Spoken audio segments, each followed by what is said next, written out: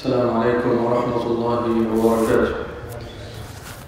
الحمد لله الذي شرح صدور أهل الإسلام للهدى ونكت في قلوب أهل الطغيان فلا تعي الحكمة أبدا.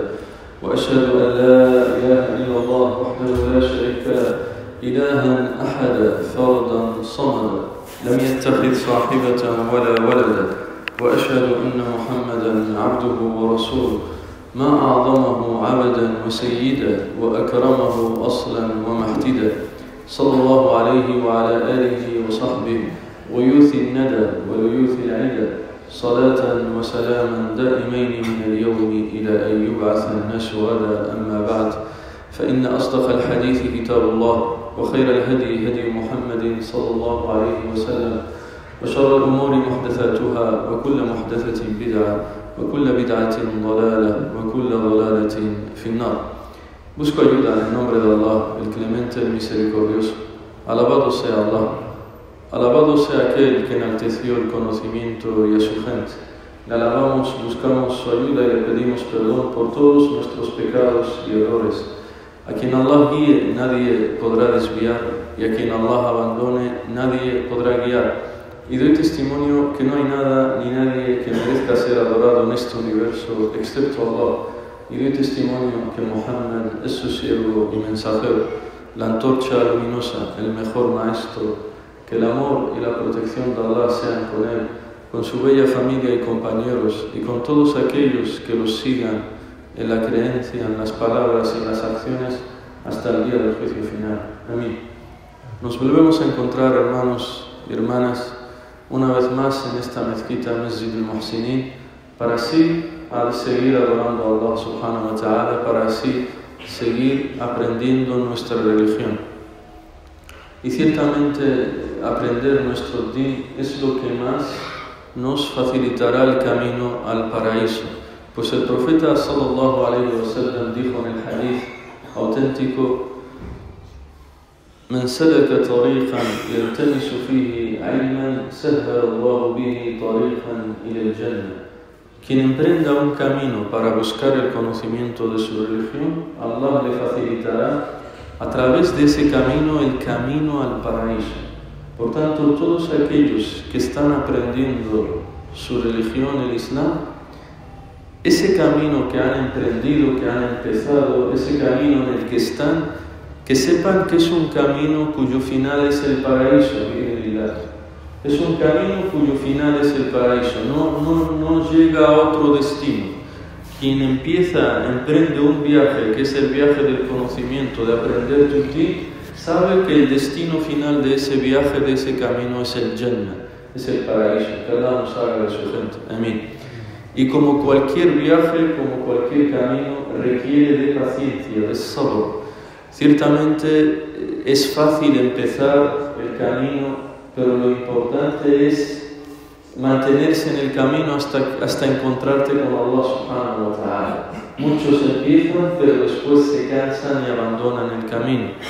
O muchos abandonan cuando están por llegar al final del camino y abandonan. Esa es la mayor perdición, como dice el Imam Ibn al-Qayyim, rahimahullah ta'ala. Por tanto, lo importante es el sabr, es la paciencia, es mantenerse en este camino, en el camino de aprender tu din. Y ciertamente el mantenerse, el tener paciencia en este camino, no solo te beneficias a ti, hermano y hermana, que ese es el principal objetivo de aprender tu religión, que es el de aprender tú, beneficiarte a ti mismo, conocer tu religión. Y el segundo fruto es beneficiar a tu gente, beneficiar a tus hijos, a tu esposa, a tu esposo, a tus hijos, a tus vecinos, a tu gente, a tu sociedad, etcétera, etcétera. Por tanto, el camino del conocimiento depende que la ciudad en la que estés o la sociedad en la que estés haya felicidad, haya paz, haya bien. Por tanto, con más razón necesitamos ser pacientes. Porque si damos una vuelta hacia atrás, si echamos la mirada hacia atrás, hacia los inicios de la historia, cuando Allah creó al primer ser humano, a Adam alayhi salam, y lo hizo vivir en la tierra, lo bajó a la tierra, lo descendió a la tierra, junto a su mujer, Hawa, Eva, ellos adoraban únicamente a Allah. El inicio de los seres humanos siempre fue adorar únicamente a Allah. الأصل في البشرية أنهم كانوا على الهدى، كانوا على التوحيد، كانوا موحدين. Los seres humanos desde el inicio empezaron siendo creyentes, adorando únicamente a Allah. Así estuvieron muchísimos siglos, hasta que llegó Nuh, alayhi salam, que es cuando entonces Allah empezó a enviar a mensajeros y profetas, cuando la gente ya se desvió del camino de adorar únicamente a Allah, empezaron a adorar otras cosas y no adorar a Allah. Entonces fue ahí cuando Allah envió a los profetas. ¿Por qué menciono esto? Para que veáis la importancia del conocimiento en esto. Dice Allah subhanahu wa ta'ala en el Corán, para evidenciarte que la gente empezó siendo creyente, dice Allah subhanahu wa ta'ala en el Corán: كان الناس أمة واحدة فبعث الله النبيين مبشرين ومنذرين. أي كانوا أمة واحدة على التوحيد، على الهدى. Los seres humanos, dice Allah, fueron siempre una sola comunidad, es decir, todos eran creyentes. Y cuando Allah empezó a enviar a los profetas, Mubashirin o Mundirin, cuando la gente empezó a desviarse del camino correcto, cuando empezaron a adorar a otras cosas junto con Allah subhanahu wa ta'ala. De hecho, dice cuando sucedió esto, que la gente empezó a desviarse, sucedió en la época de Nuh, el pueblo de Noé. Dice Ibn Abbas, hablando de ese momento de la historia, de cuando la gente empezó ya a adorar a santos, a ídolos, a otras cosas en vez de Allah subhanahu wa ta'ala, dice una frase importantísima. Ibn Abbas dice: فَلَمَّا نُسِيَ الْعِلْمِ عُبِدَتْ مِنْ دُونِ اللَّهِ. فَلَمَّا نُسِيَ أو نُسِخَ الْعِلْمِ عُبِدَتْ مِنْ دُونِ اللَّهِ. Dice Ibn Abbas, y cuando desapareció el conocimiento, عُبِدَتْ مِنْ دُونِ اللَّهِ, empezaron a ser adorados esos objetos, esos ídolos. Por tanto, ¿qué llevó al shirk? ¿Qué llevó a que se adore a otros en vez de Allah? La desaparición del conocimiento. El hecho de que el conocimiento desapareció. El hecho de que no había nadie que les haga recordar que el único que merece ser adorado es Allah subhanahu wa ta'ala. Por tanto, mientras estemos, hermanos y hermanas, aprendiendo el conocimiento, estaremos siempre recordándoles a nuestras sociedades, a nuestra generación, que el único que merece ser adorado es Allah, el creador de todo el universo. Y en el momento que nos cansemos, que no tengamos paciencia, la gente olvidará a quién tiene que adorar. En el momento en el que no aprendamos el conocimiento, la gente olvidará quién tiene que adorar, tal como lo olvidó el pueblo de Noé, tal como lo olvidó el pueblo de Nuh, y empezaron a adorar objetos, ídolos, etc. De hecho, el profeta Muhammad sallallahu alaihi wasallam nos dijo que llegará una época en la que los musulmanes se olvidarán de muchas cosas, se olvidarán de qué es rezar, se olvidarán del Siyam, del Ramadán, se olvidarán de muchos pilares del Islam y dirán: escuchamos que hubo gente anterior a nosotros que decía que alguien que es Allah es el que hay que adorar. Fíjate hasta dónde llegarán los musulmanes de los últimos tiempos. Y son musulmanes, serán nuestros nietos, descendientes de nietos de nietos de nietos de nietos. ¿Cuándo? Cuando ya nos enseñe el conocimiento. Por tanto, el hecho de estar enseñando el conocimiento, hablando de Allah, del monoteísmo, hacemos que la gente siga adorando a Allah. Contribuimos a que la gente no esté confundida. Contribuimos a que la gente siempre sepa a quién adorar. Porque llegarán musulmanes en el que no sabrán qué es rezar, qué es ayunar, qué es ir al Hajj. Se olvidarán de todo eso, porque no habrá nadie que se los haga recordar. Por eso es importante, hermanos y hermanas, que seamos pacientes. As-sabr. Y por eso siempre decimos que el objetivo de estas clases no es obtener fama, ni que haya muchos seguidores, ni mucha gente, etcétera, etcétera. Nosotros lo único que se busca con estas clases es adorar a Allah, es acercarnos a Allah, es que Allah esté complacido con nosotros. Haya una sola persona que nos escuche o haya 100. Lo importante es estar en el camino enseñando lo correcto. De hecho, el Imam Malik, rahimahullah ta'ala, que le enseñaba a un sabio en Medina, ese sabio que le enseñaba el Imam Malik daba clase después del Fajr en la mezquita del profeta sallallahu alaihi wasallam. Y daba clases todos los días después del Fajr. Hablo del profesor del Imam Malik, Daba clases todos los días después del Fajr. ¿Quién asistía a esas clases? El único que asistía era el Imam Malik, que entonces no era ni sabio ni nada, era un simple estudiante, el único que se quedaba. Todos los demás rezaban el Fajr y salían a trabajar, a lo que sea. Y el único que se quedaba a escuchar esas clases era Malik, el Imam Malik. Pero Allah puso baraka en él, y fíjate, y fue un grandísimo sabio, y ahora el Imam Malik aprenden de él muchísima gente, millones de personas aprenden de él. Por eso lo importante en el Islam es la calidad, no la cantidad, el número, sino la calidad.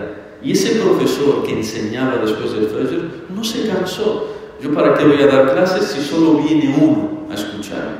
¿Para qué voy a dar clases si siempre está el mismo? ¿Para qué voy a dar clases? La gente no está interesada, allá ellos, cierro el libro y me voy a mi casa. No, fue paciente. Por eso decimos que hay que ser pacientes en la búsqueda del conocimiento. Tanto quien enseña como quien aprende. Ambos deben ser pacientes a la hora de aprender esta religión o de enseñar este din. Esta es una breve introducción a modo de recordatorio a mi persona y a vosotros, hermanos y hermanas, a fin de conocer cuál es el objetivo de estas clases y para que así seamos más pacientes con este acto de adoración, este gran acto de adoración. Y antes de empezar la clase de hoy, como siempre, algunas preguntas sobre la clase anterior. La primera pregunta que nos hacemos es: ¿de qué hablamos en la clase anterior? ¿De qué hablamos en la clase anterior? De los profetas, ahsanta, de creer en los profetas, el imán del rusul, de creer en los profetas y mensajeros de Allah subhanahu wa ta'ala. ¿Alguien me puede mencionar alguna prueba de por qué hay que creer en los profetas? ¿Alguna prueba de que diga que hay que creer en los profetas? Dime, ¿no? Muy bien. ¿Cuántos años tienes? 12 años. Ahsanta, ¿cómo te llamas? Abdullah. Mashallah, bellísimo nombre. Abdullah. Dice el profeta sallallahu alaihi wasallam, de los más bellos nombres, más amados por Allah, Abdullah y Abdurrahman. Estos dos nombres son muy amados por Allah, Abdullah y Abdurrahman. Muy bien, Abdullah. Entonces Abdullah nos dice que la prueba de que hay que creer en los profetas está tanto en el Corán como en la Sunna. ¿Alguien me dice cuál es la prueba del Corán? ¿Alguien confirma lo que dice nuestro amigo y hermano Abdullah? ¿Cuál es la prueba del Corán? ¿De que hay que creer en los profetas, los mensajeros? Surat al-Baqarah. Mira, el hermano Bujma os ha dado una pista. Está en Surat al-Baqarah. Muy bien, ahsanta, hermano Bujma. آمن الرسول بما أنزل إليه من ربه والمؤمنون كل آمن بالله وملائكته وكتبه ورسله. Esta es la prueba del Corán. ¿Y cuál es la prueba de la Sunna? ¿De que hay que creer en los profetas? Dime, Rashid. El hadith de Jibril. Ahsanta. Jibril le pregunta al profeta sallallahu alaihi wasallam y le dice: ¿Mal iman? ¿Cuál es el imán y qué consiste el imán? Y le dice el profeta sallallahu alaihi wasallam, le responde a Jibril: el imán an tu'mina billahi wa malaikatihi wa kutubihi wa rusulihi wal yawmil akhir wa an tu'mina bil qadri khayrihi wa sharrihi. Bien, ¿alguien me puede decir cuál es la diferencia entre un profeta y un mensajero? Mal farqu bayna an-nabiy wa ar-rasul. ¿Cuál es la diferencia entre un profeta y un mensajero de Dios? Dime, hermano José. Que los profetas fueron enviados para la gente que ya sabía emitir. Ahsanta, ¿y los mensajeros? Es lo que todavía no sabían. Ahsanta, muy bien. Los profetas, al-Anbiya, fueron enviados a gente creyente, que ya creía. Y los rusul, los mensajeros, fueron enviados a gente que no era creyente. Esa es la diferencia entre un profeta y un mensajero, tal como dijo Sheikh al-Islam, tal como dijo nuestro querido Sheikh Saleh ibn Abdullah al-Husayni y otros grandes sabios del Islam. Empezamos la clase de hoy sobre el monoteísmo, es la séptima clase que tenemos sobre el monoteísmo y se titula así: Min ash-shirki lubsul halqati wal khayti wa nahwihima li raf'i al-bala'i aw daf'i. En español, es idolatría menor vestir una pulsera, un colgante, un hilo o un trapo o algo parecido para curarte de algo o para prevenir que te alcance algún mal o para prevenir que te alcance algún mal. Este es un ejemplo, o mejor dicho, este es el título de la clase de hoy. ¿Por qué? Los sabios en las clases anteriores hemos dicho que nos hablaron de qué es el Tawhid, qué es adorar únicamente a Allah. Nos hablaron del beneficio que tiene adorar solo a Allah, de las virtudes que tiene adorar solo a Allah. Nos hablaron del peligro que es el shirk, de caer en el politeísmo, de adorar a otro que no es Allah. Nos hablaron en profundidad de que hay que invitar a la ilaha illallah, etcétera, etcétera. Y ahora los sabios nos quieren poner un ejemplo que contradice la ilaha illallah. Un ejemplo claro que contradice yunaqid al-tawhid, yunaqid la ilaha illallah. Un ejemplo que contradice a la ilaha illallah. Un ejemplo de shirk, para que no caigamos en eso. ¿Por qué lo mencionan nuestros sabios este título? Porque muchísimos musulmanes caen en esto sin darse cuenta. Muchísimos musulmanes de diversos países, de mayoría musulmana, caen en estas cosas sin saber qué es shirk, sin saber qué es politeísmo menor.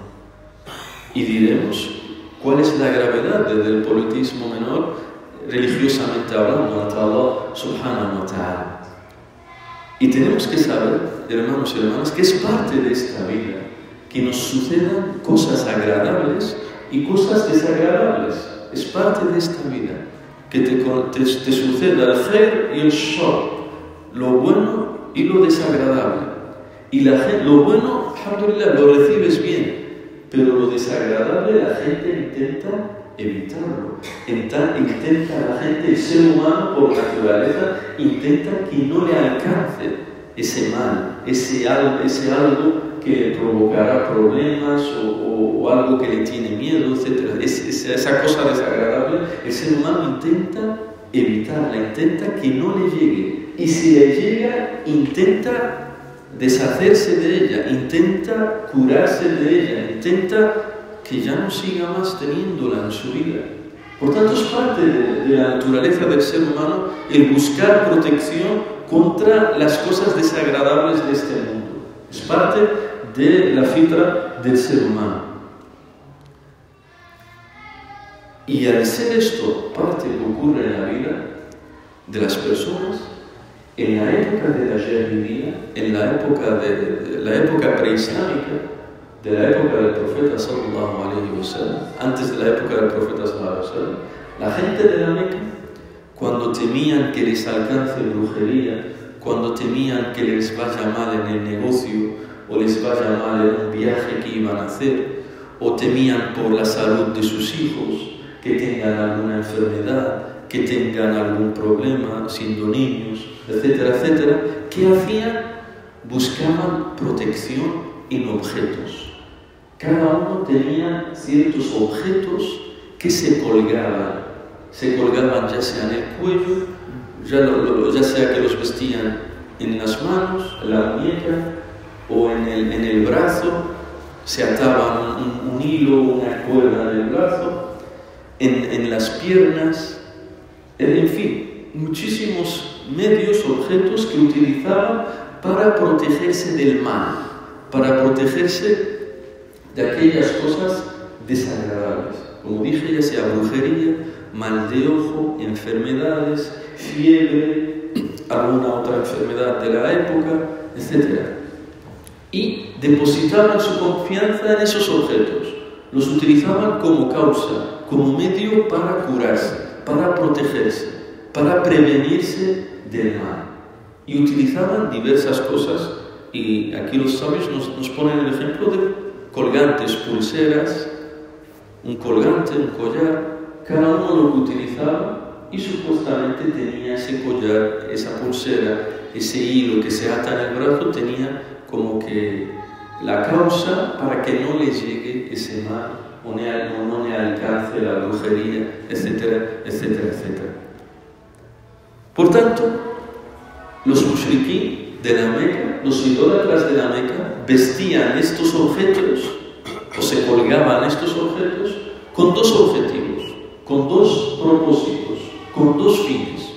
Primero, si tenían algún mal, para curarse. Y si no tenían ningún mal, para protegerse. Este es el segundo objetivo. Para protegerse de que les alcance algún mal, sea el que sea. Dos objetivos tenían. Primer objetivo, si tenían el mal, alguna cosa desagradable, un problema, para deshacerse de ese problema, deshacerse de ese mal. Primer objetivo. Y segundo, si no tenían nada, para protegerse que no les alcance ningún problema ni ningún mal. Por tanto, estas cosas que se colgaban y que vestían, no las vestían por vestir, sino que las vestían con esta intención, con ese propósito, el de que eran cosas que les protegerían del mal. No hablamos, por ejemplo, de una mujer que se viste una pulsera de oro, por adorno, para adornarse. Eso es permitido en el Islam. No es el tema que estamos tocando ahora, porque ella se lo viste como adorno, para adornarse, para sentirse bien. Nosotros hablamos de los que visten otro tipo de objetos, que se los ponen en las manos, o en el cuello, o en el brazo, o en el pie, etcétera, para que les proteja de algún mal,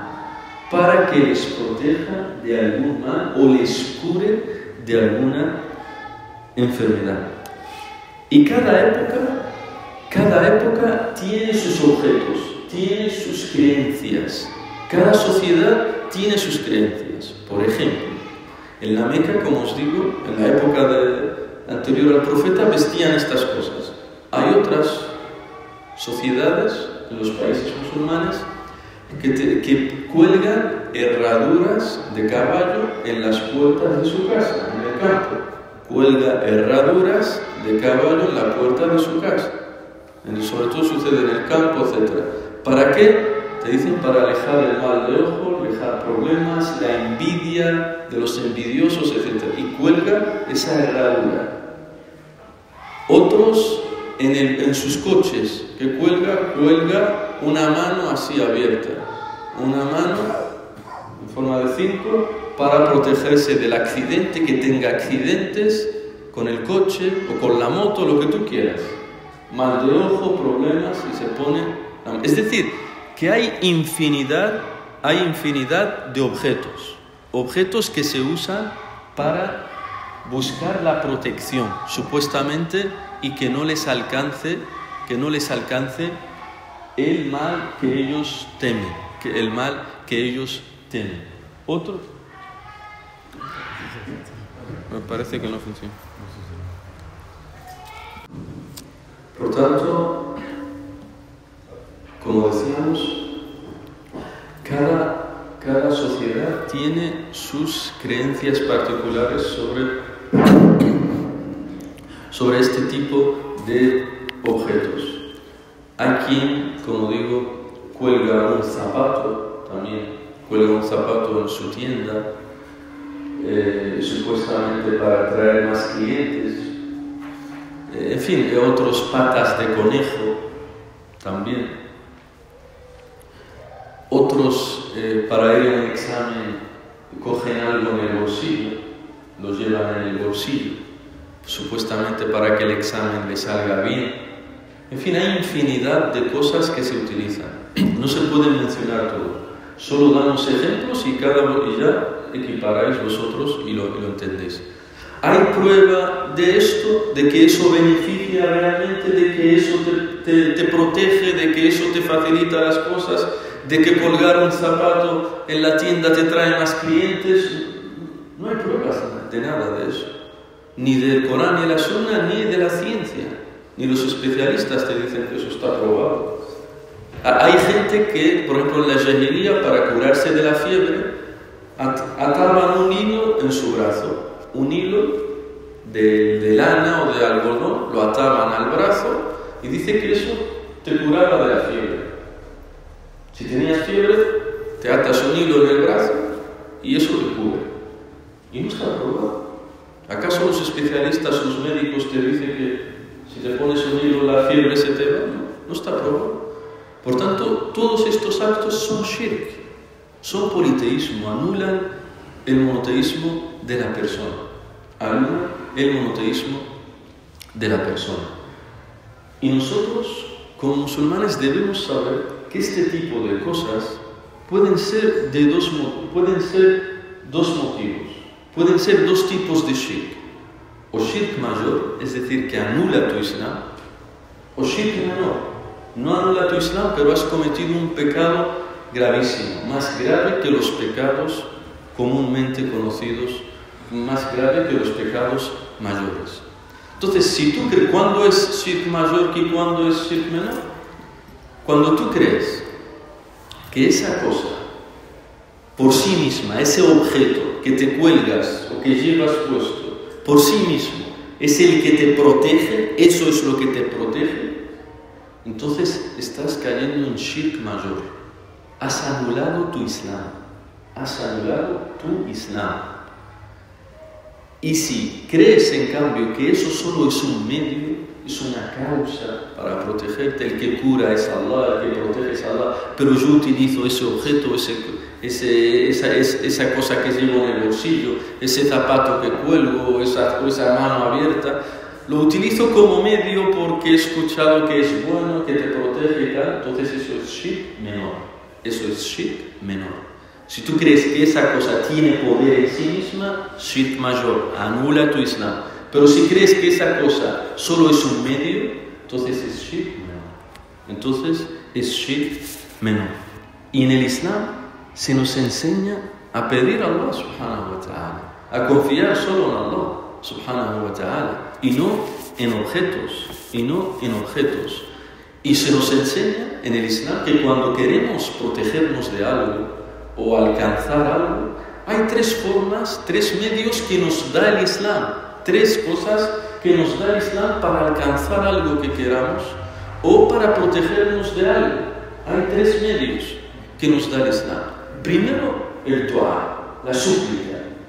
Si uno suplica, puede suplicar lo que quiere, suplica lo bueno que quiere y lo malo de lo que teme, de la protección que quiere sobre algo que teme. Entonces se le pide a Allah que le proteja. Segundo medio, utilizamos lo que Allah nos ha permitido en el Corán y en la Sunna, de cosas que nos benefician. Por ejemplo, de las cosas que Allah nos ha permitido en el Corán y la Sunna para curarse, está la ruqya, hacer ruqya. También nos dice Allah en el Corán que la miel es beneficiosa. Y así otras cosas que nos menciona Allah subhanahu wa ta'ala en el Corán y en la Sunna. Y el tercer medio para buscar protección sobre cosas que tememos, que nos ocurran y demás, es las cosas naturales que ha demostrado la ciencia, que ha demostrado los especialistas. Por ejemplo, que tomarte una pastilla, si tienes fiebre, dolor de cabeza, si te tomas una pastilla, pues ya está, se te va. Eso está demostrado. Eso sí son medios permitidos. Son medios permitidos. Entonces, pero utilizar otras cosas que ni los dice Allah en el Corán, ni en la Sunna, ni está demostrado por la ciencia, es decir, por los especialistas, cada uno en su campo, de que beneficia eso, entonces está prohibido que lo uses. Y puede ser o shirk mayor o shirk menor, tal como dijimos antes. Puede ser shirk mayor o shirk menor. Por ejemplo, siempre que quieras utilizar algo como medio para protegerte de algo, pregúntate, ¿esto está en el Corán? ¿Sí o no? No, no está en el Corán. Bien, otra cosa. ¿Está demostrado por los científicos de que eso te protege, eso beneficia? Por ejemplo, para quien tiene gripe y demás, pues te dicen que hay vacunas y tal que te protegen. O para el sarampión, para los niños, para, en fin, diversas enfermedades que existen. Entonces las vacunas está probado que te protegen o te disminuyen si al final te contagias y demás. Disminuye la gravedad de la enfermedad. Entonces es lícito ese medio. Utilizamos los medios que nos ha permitido Allah y su profeta o que está probado su eficacia en la vida por los especialistas. Y el autor para esto nos menciona diversas pruebas sobre esto de vestir estas cosas, que si un collar con un ojo azul para alejar el mal de ojo, o como digo, una mano en el coche colgada, una herradura en la puerta de tu casa, etcétera, etcétera. Los sabios nos mencionan leyes y hadices de que eso está prohibido. Y la primera ley que nos menciona el autor es una ley clarísima en el que Allah subhanahu wa ta'ala nos dice: قُلْ أَفَرَأَيْتُمْ مَا تَدْعُونَ مِنْ دُونِ اللَّهِ إِنْ أَرَادَنِي اللَّهُ بِضُرٍّ هَلْ هُنَّ كَاشِفَاتُ ضُرِّهِ أَوْ أَرَادَنِي بِرَحْمَةٍ هَلْ هُنَّ مُمْسِكَاتُ رَحْمَتِهِ قُلْ حَسْبِيَ اللَّهُ عليه يتوكل المتوكلون. Dice Allah en el Corán, lo que se puede traducir en español: diles, oh profeta Muhammad sallallahu alaihi wasallam, a la gente de Quraysh, a los mushriquín de Quraysh, a los idólatras de la Meca, diles: ¿acaso no habéis pensado en aquello que suplicáis en vez de Allah? ¿Acaso no os paráis a pensar en aquello a lo que pedís en lugar de Allah? Es decir, a esos objetos, a esos ídolos, a los ángeles, a los profetas, a los santos, a esos que pedís. Si Allah quisiera azotarme con algún daño, ¿acaso vuestros ídolos lo podrían impedir? إن أرادني الله بضر هل هن كاشفات ضره. ¿Acaso si Allah me hiciera llegar un daño, un mal, esos ídolos podrían impedir que me llegue? ¿O que me deshaga, me acabe librando de ese mal? ¿Acaso lo podrían impedir? No. O si quisiera Allah darme una misericordia, cubrirme con su misericordia, ¿acaso ellos podrían hacer que no me llegue la rahma de Allah? وَإِنْ أَرَادَنِي بِرَحْمَةٍ هَلْ هُنَّ مُمْسِكَاتُ رَحْمَتِهِ. ¿Acaso ellos podrían impedir que me llegue la rahma de Allah? Por tanto, esto es la primera prueba. Si esos ídolos, esos santos, esos profetas, esos ángeles a los que pedís, les dice el profeta, si esos a los que pedís no pueden impedir, protegeros de que os llegue un mal, ni impedir que Allah os haga llegar un bien, ellos no pueden hacer nada, ¿cómo les suplicáis? ¿Cómo les pedís? ¿Cómo confiáis en ellos? Si estos, los mushriquín de la Meca, pedían a santos, a ídolos, a ángeles, a profetas, etc., y demás, ¿qué vamos a decir de los que piden de los que confían en simples objetos? En una mano colgada en un coche. ¿Qué te va a hacer eso? O en una estampa que lleva en el bolsillo, o en una herradura colgada en la puerta de su casa. Incluso hay sociedades, hay países musulmanes que algunas personas lo cuelgan, incluso les cuelgan cosas a los animales, al rebaño que tiene de corderos, de ovejas, de toros, para que cuando salgan a pastar no se los roben, no le causen ningún problema. Y ves que le cuelgan también amuletos, en español todo esto se llama amuletos, ves que cuelgan esos amuletos a sus animales también. Hay a sus hijos, a sus niños también, les cuelgan para que no tengan miedo.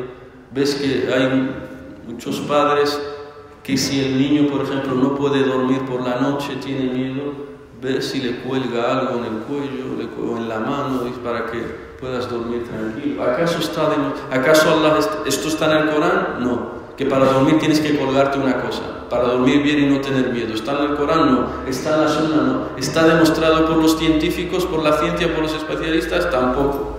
Entonces estás cayendo en shirk. La herradura para que no te alcancen problemas en tu casa. ¿Está en el Corán que hay que usar herraduras en la puerta? No. ¿Está en la Sunna? No. ¿Está demostrado por los médicos, por la ciencia? Tampoco. No hay que usarlo. Y así con otras cosas. Y así con cualquier otra cosa. Y así con cualquier otra cosa. Por tanto, este es el primer telil que menciona el autor. Es decir, que no te pueden beneficiar ni perjudicar esos objetos o esas cosas que te cuelgas. Incluso nos cuenta nuestro querido Sheikh Abdul Razzaq al-Badr que hay personas que no pueden ni quitarse esas, por ejemplo, si lleva colgado algo, te dices que tengo miedo, si me lo quito, tengo miedo que ya empiecen los problemas. Tengo miedo que si me lo quito ya me suceda alguna desgracia. Fijaos hasta dónde llega Shaitán en el engaño con estas personas. Fijaos hasta dónde llega el engaño de Shaitán. Después el autor nos menciona otro hadith. Un hadith del profeta sallallahu alaihi wasallam en el que un sahabi llevaba también colgado un amuleto de estos. Y es un hadith que está en el musnad del imam Ahmad. Dice en árabe: وعن عمران ابن حسين رضي الله عنهما أن النبي صلى الله عليه وسلم رأى رجلا في يده حلقة من صفر فقال: ما هذه؟ ويحك ما هذه؟ قال: من الواهنة. قال صلى الله عليه وسلم: انزعها فإنها لا تزيدك إلا وهنا فإنك لو مت وهي عليك ما أفلحت أبدا. En español, dice el profeta sallallahu alaihi wasallam, nos cuenta Imran ibn Husayn que un día el profeta sallallahu alaihi wasallam vio a un hombre que llevaba en su brazo un hilo, un trapo que se enrolló al brazo, un hilo, como una cuerda pequeñita ahí alrededor del brazo. El profeta se sorprendió recriminándole a este sahabi. Era un compañero del profeta sallallahu alaihi wasallam. Y era Imran, el propio que nos relata el hadith. Y le dice el profeta sallallahu alaihi wasallam: ¿qué es eso? ¿Qué es eso que llevas puesto en el brazo? Y lo llevaba esta parte, desde el codo hasta el hombro, en árabe se llama a'adud. En español esto se llama brazo. Desde el codo hasta la muñeca se llama antebrazo, pero desde el codo hasta el hombro se llama brazo. Entonces en árabe esto se llama a'adud. Y esta parte se llama as-sa'id, o se llama también al-dhira'. La muñeca en árabe se llama al-rusq. Todo esto es importante porque hay hadices que mencionan estas partes del cuerpo y tú entiendes a qué se refiere. Tal como los dedos de la mano. Cada dedo de la mano, estos son beneficios, cada dedo de la mano tiene un nombre en el idioma árabe. Y aparecen hadices que hablan de los dedos de la mano. El dedo pequeño en árabe se llama, ¿alguien sabe? En árabe se llama al-khinsa, al-binsa, al-wusta, al-sababa wal-ibham. Al-khinsa wal-binsa wal-wusta, al-sababa wal-ibham. Esto es importante porque, por ejemplo, os voy a mencionar un hadith en el que el profeta menciona 2 dedos de las manos, para que tú entiendas el hadith. Dice el profeta sallallahu alaihi wasallam: Ana wa kafilul yatim kahatayn, wa ashara bis-sababati wal-wusta. Dice el profeta sallallahu alaihi wasallam: yo y quien acoge a un huérfano, yo, es decir, él, el profeta sallallahu alaihi wasallam, y la persona que acoja a un huérfano estaremos en el paraíso así. Y juntó, dice el profeta, y dice el hadith, y juntó entre la sababa y la wusta, y juntó entre este dedo, el wusta y el sababa. Es decir, estaremos juntos. Entonces es importante conocer los nombres de los dedos, porque así entendemos más el hadith del profeta sallallahu alaihi wasallam. En español los conocemos en los nombres de los dedos. El pequeño, ¿cómo se llama? ¿Alguien me dice? En español. Meñique. Siguiente. Anular. Ahsanta. Tercero. Ahsanta. O dedo medio. El cuarto. Índice. El último. Pulgar. Ahsanta. Meñique, anular, corazón o dedo medio, índice y pulgar. En árabe, al-khinsar, al-binsar, al-wusta, al-sababa o al-ibham. Y esta parte, como digo, se llama al-adud. Entonces, Imran ibn Hussein llevaba un hilo enrollado aquí al brazo. Y el profeta sallallahu alaihi wasallam lo ve y le dijo: ¿qué es eso? Como recriminándolo. ¿Qué llevas ahí? Dice, le responde este sahabi, le dice: min al-wahina. Es un tipo de enfermedad. El wahina es una enfermedad que había entonces en la época del profeta sallallahu alaihi wasallam, que cuando cogías esa enfermedad empezaba a dolerte el brazo desde aquí arriba, y ya día a día ya te dolía todo el brazo, desde arriba hasta abajo te dolía todo el brazo y empezabas a estar débil, tenías debilidad. Entonces le dice a Imran: me lo he puesto para curarme de esta enfermedad, de la debilidad, de la wahina. Y le dijo el profeta sallallahu alaihi wasallam: inziaha, quítatela, es decir, ahora mismo, quítatela, pues lo único que te hará, que te aumentará, es más debilidad, estarás más enfermo todavía. Subhanallah, fíjate, dicen los sabios, cómo Allah subhanahu wa ta'ala, quien deposita su confianza en objetos, o quien cae en el shirk, Allah como que le castiga con lo opuesto. Él buscaba estar bien, y lo único que ha conseguido es estar peor. Estar peor, le dijo el profeta: quítatela, porque si la dejas, lo único que conseguirás es que estés peor, que estés más enfermo, que estés más débil. Y después le dice el profeta: فَإِنَّكَ لَوْ مِتَّ وَهِيَ عَلَيْكَ مَا أَفْلَحْتَ أَبَدًا. Pues ciertamente, si tú mueres en ese estado, ahora que sabes que está mal, si tú mueres en ese estado, nunca prosperarás, nunca alcanzarás la felicidad. Es decir, le atemoriza con el infierno. Es decir, que si es shirk menor, puedes acabar en el infierno, y quizás después, y Allah al final te saque del infierno. Pero si tú confiabas en que ese objeto es el que te cura, de verdad es el que tiene poder, nunca saldrás del infierno si mueres en ese estado. Por tanto, el asunto es gravísimo. Por eso el profeta sallallahu alaihi wasallam le dijo: ma aflahta abada. Es decir, le atemorizó para que no caiga en eso. Por tanto, de los beneficios de este hadith es que hasta las grandes personas, hasta una persona piadosa, en este caso es un sahabi, es un compañero del profeta sallallahu alaihi wasallam, hasta las grandes personas pueden caer en error, pueden hacer cosas que no sabían que estaban mal, por desconocimiento, por ignorancia, porque este sahabi no tenía conocimiento de este hecho, y por eso, porque recién había entrado a lo mejor al Islam y todavía no sabía que eso estaba mal. Por tanto, ninguno de nosotros puede estar a salvo. Ninguno de nosotros puede estar a salvo, y por eso nosotros todos necesitamos conocer estas cosas para no caer en ellas, porque la recompensa es grave, porque la consecuencia es grave. Es que el profeta te dice: ma aflahta abada, es decir, nunca tendrás paz y bienestar. Y cómo Allah subhanahu wa ta'ala por esto te puede llevar a estar peor. Si tú buscabas curarte, Allah te da más. ¿Por qué? Porque has confiado en un objeto. Porque has confiado en un objeto, en un amuleto. Y el único que tiene poder para protegerte, para curarte, es Allah, subhanahu wa ta'ala.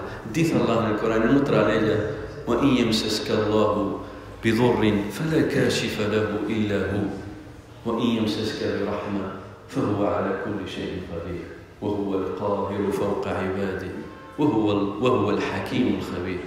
Dice Allah, repito la ley, وَإِن يَمْسَسْكَ اللَّهُ بِضُرٍّ فَلَا كَاشِفَ لَهُ إِلَّا هُوَ. Y si Allah te prueba con alguna desgracia, nadie puede librarte de ella excepto Él, Allah subhanahu wa ta'ala. Nadie puede sacarte de esa desgracia excepto Él. Allah subhanahu wa ta'ala te lo dice Allah en el Corán. وَإِن يَمْسَسْكَ اللَّهُ بِضُرٍّ فَلَا كَاشِفَ لَهُ إِلَّا هُوَ وَإِن يَمْسَسْكَ بِرَحْمَةٍ. Y si Allah decide agraciarte con un bien, con una bendición, con algo bueno, فَهُوَ عَلَى كُلِّ شَيْءٍ قَدِيرٌ. Él es sobre todas las cosas poderoso. وَهُوَ الْقَاهِرُ فَوْقَ عِبَادِهِ. Y es el que tiene dominio sobre todos sus siervos. وَهُوَ الْحَكِيمُ الْخَبِيرُ. Y Él es el sabio, el más sabio, el conocedor de todos los detalles de las cosas. Por tanto, en el Islam se nos enseña a confiar en Allah, no en objetos, no en comprarte algo que tiene un ojo para que no te den mal de ojo, etcétera, etcétera. No en comprarte herraduras, no en patas de conejo, no en una mano, no en fin, diversos objetos que utiliza la gente. Y el profeta se lo enseñaba estas cosas, a confiar solo en Allah, hasta a los muchachos, como nuestro hermano Abdullah, que está ahí, de 12 años, se lo enseñaba también a los pequeños, el profeta a confiar solo en Allah. El famoso hadith de Abdullah ibn Abbas, radiyallahu anhuma, dice Abdullah ibn Abbas, كنت خلف النبي صلى الله عليه وسلم. Un día Abdullah ibn Abbas estaba montado con el profeta detrás de él. Estaban montados sobre un animal, el profeta delante, Abdullah ibn Abbas, que era un muchacho, todavía era pequeño, y estaba detrás del profeta montados. Y le dice el profeta en un momento, estaban caminando, le dice el profeta, Ya gulam, inni u'allimuka kalimat. Oh muchacho, oh jovencito, te quiero enseñar unas palabras. Ya gulam, inni u'allimuka kalimat. Inni u'allimuka kalimat. احفظ الله يحفظك احفظ الله تجده تجاهك إذا سألت فاسأل الله وإذا استعنت فاستعن بالله واعلم أن الأمة لو اجتمعت على أن ينفعوك بشيء لم ينفعوك إلا بشيء قد كتبه الله لك وإن اجتمعوا على أن يضروك بشيء لم يضروك إلا بشيء قد كتبه الله عليك رفعت الأقلام وجفت الصحف. En español le dijo el profeta en un momento, estaban caminando sobre ese animal, le dijo a Abdullah ibn Abbas, oh muchacho, te quiero enseñar unas palabras. Protege a Allah, cuida a Allah, protege a Allah y Él te protegerá. Es decir, cumple con Allah, haz caso a Allah y Allah te protegerá. Ihfadillah tajidhu tujahak. Obedece a Allah y siempre tendrás a Allah contigo. Siempre estará Allah cuidándote, defendiéndote, protegiéndote. Y si tienes que preguntar, si tienes que suplicar, pedir a alguien, pídele a Allah. Y si quieres que confiar, confía en Allah solamente, no en objetos, no en herraduras de caballo, no en estampas, no en patas de conejo. Confía en Allah subhanahu wa ta'ala. Y sabe que si todo el mundo se uniera para perjudicarte en algo, para hacerte daño, no te harían daño excepto en aquel si Allah lo quiere. Y sabe que si todo el mundo que quisieran beneficiarte en algo, no lo harían excepto si Allah lo permite. Rufi'at al-aqlam, se han levantado las plumas, wajaffat as-suhuf, y se han secado las hojas. Por tanto, se nos enseña en el Islam a confiar en Allah subhanahu wa ta'ala. Y lo mismo, hace años, vemos que él, en este hadith, este sahabi llevaba un hilo en su brazo.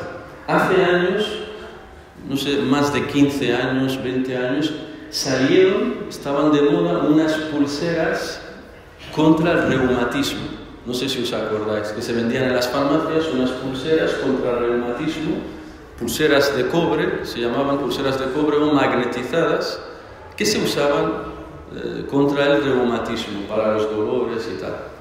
Pues varios estudios, después de que salieron varios estudios médicos, han demostrado que no hay evidencia científica sólida que diga que esas pulseras benefician. Por tanto, no tiene razón usarlas, porque no está probado que beneficien realmente. Que no está probado que beneficien realmente. Después el autor nos menciona otro hadith, que es el hadith de Uqba ibn Amir, y nos dice que el profeta sallallahu alaihi wasallam dijo: "An Uqba ibn Amir radiyallahu anhu anna an-nabiy sallallahu alaihi wasallam qala: man ta'allaqa tamimatan fala atamma Allah lahu, wa man ta'allaqa wada'atan fala wada'a Allah lahu, wa fi riwaya man ta'allaqa tamimatan faqad ashrak." Y en otro hadith el profeta sallallahu alaihi wasallam, hablando de la gente que se cuelga amuletos, que lleva pulseras para protegerse del mal de ojo, de enfermedades, etc., o colgantes, o cosas en el bolsillo, o en el coche llevas una mano o un ojo para no tener accidentes, o en las bodas, por ejemplo, me acabo de acordar, sobre todo esto ocurre en la cultura rifeña de los bereberes, la cultura mazigh. En las bodas está también otra creencia de que antes de que se celebre la boda, esa noche empiezan a tirar sal en el suelo para que no ocurran problemas en esa boda. Eso también, echar sal en el suelo, ¿lo dice el Corán que hay que echarlo para que no tengas problemas? No. ¿Lo dice el profeta en la Sunna? No. ¿Lo dicen los científicos de que echar sal te protege de problemas? No. Entonces, eso es también una forma de shirk menor. Entonces el profeta nos dice: quien se cuelgue un amuleto, quien vista un amuleto se lo cuelgue, nunca habrá de conseguir lo que espera. Nunca conseguirá lo que espera. Si tú vestías ese amuleto para que no te alcance la brujería, es posible que te alcance. Si tú vestías eso para que no te echen mal de ojo, es posible que te echen mal de ojo. Si tú se lo vestías a tus hijos para que no tengan miedo, es posible que tengan más miedo todavía. Porque Allah es como que te castiga con lo opuesto. Te castiga con lo opuesto. Y por eso, en la época de del profeta sallallahu alaihi wasallam, los mushriquín, cuando iban de viaje, y cuando les tocaba regresar a la Meca, tenían que pasar por un wadi, por un valle, por un río, un valle, tenían que cruzarlo. Y corría la leyenda en ese tiempo de que ese valle tenía shayatín, tenía jinn, y todos al llegar al valle estaban temblaban de miedo por temor a que el jinn les posea, entre en sus cuerpos o les haga daño, etc. Entonces, ¿qué hacían? Decían, entre ellos, los mushriquín de la Meca, decían: cuando estéis por cruzar ese valle, empezad a suplicar al jinn que gobierna en ese valle, suplicarle y decirle: A'udhu bi sayyidi hadal wadi, A'udhu bi sayyidi hadal wadi. Busco protección en el Señor de este valle, busco protección en el que manda en este valle, es decir, en el demonio, en el jinn que manda en este valle.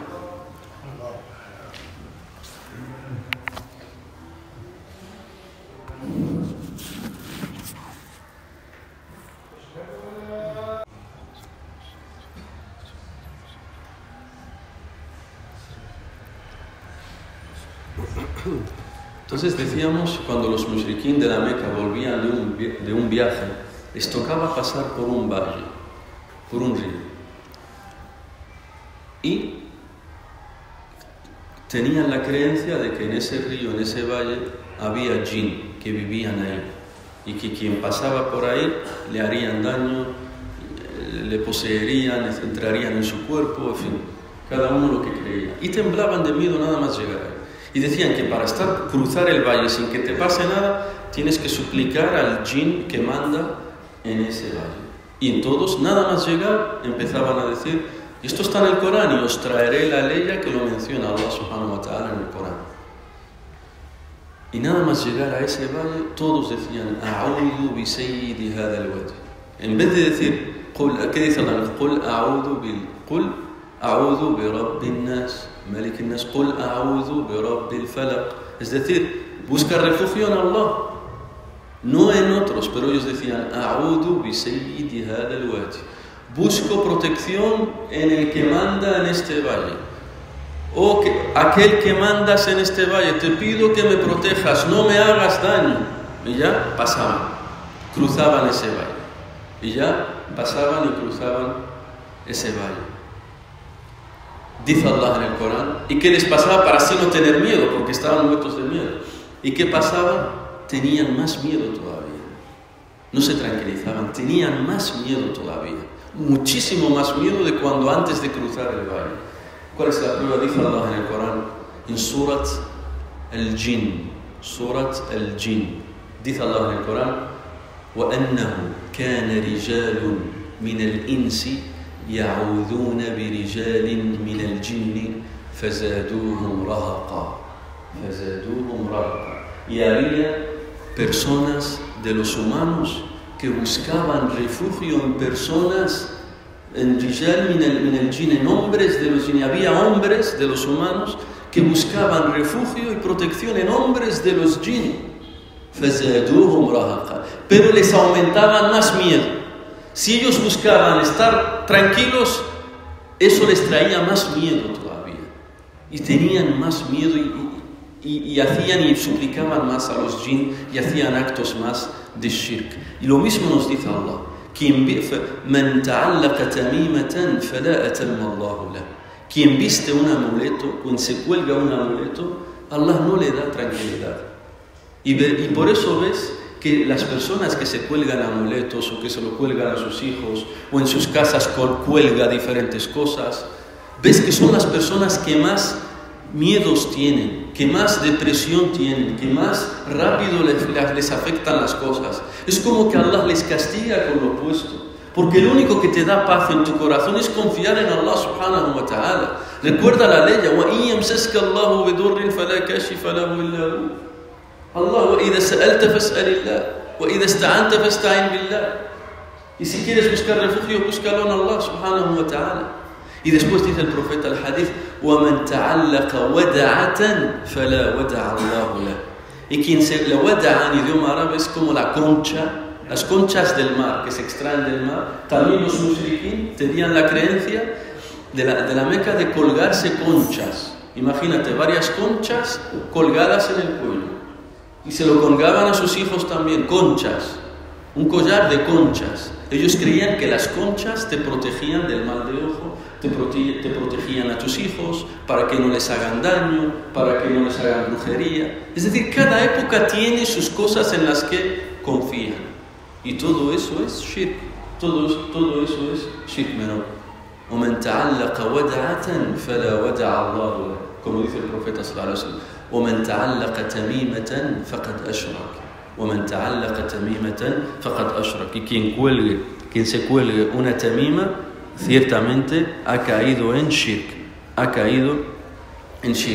Y este hadith, el profeta sallallahu alaihi wasallam lo dijo cuando le vino 10 personas ya creían en el Islam y vinieron al profeta sallallahu alaihi wasallam a jurarle fidelidad al profeta sallallahu alaihi wasallam. Y les tomó juramento a 9 y a uno de ellos no le tomó juramento. Porque cuando se hacían musulmanes en época del profeta, quien se hacía musulmán, iba al profeta sallallahu alaihi wasallam, le daba la mano y le juraba al profeta, decir, yo creo en ti, te juro que te voy a seguir, te voy a defender, voy a creer en ti hasta el final, etc. Y les daba la mano uno a uno de los que venían. Pero de esos 10, el profeta les tomó juramento a 9, pero a uno el profeta no quiso tomarle juramento. Entonces los demás, los sahaba, le preguntaron, ¿y por qué a ese no le tomaste el juramento, ya Rasulullah?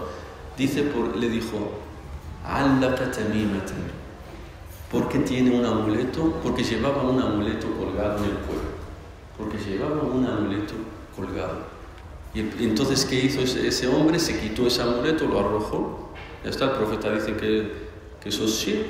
Entonces el profeta sallallahu alaihi wasallam le dio la mano y le tomó el juramento de fidelidad. Por eso dice el profeta sallallahu alaihi wasallam: وَمَنْ تَعَلَّقَ تَمِيمَةً فَقَدْ أَشْرَكَ. Y en otro hadith: وَمَنْ تَعَلَّقَ تَمِيمَةً فَلَا أَتَمَّ اللَّهُ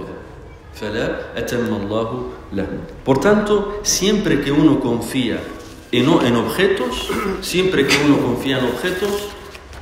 Allah le castiga con lo opuesto.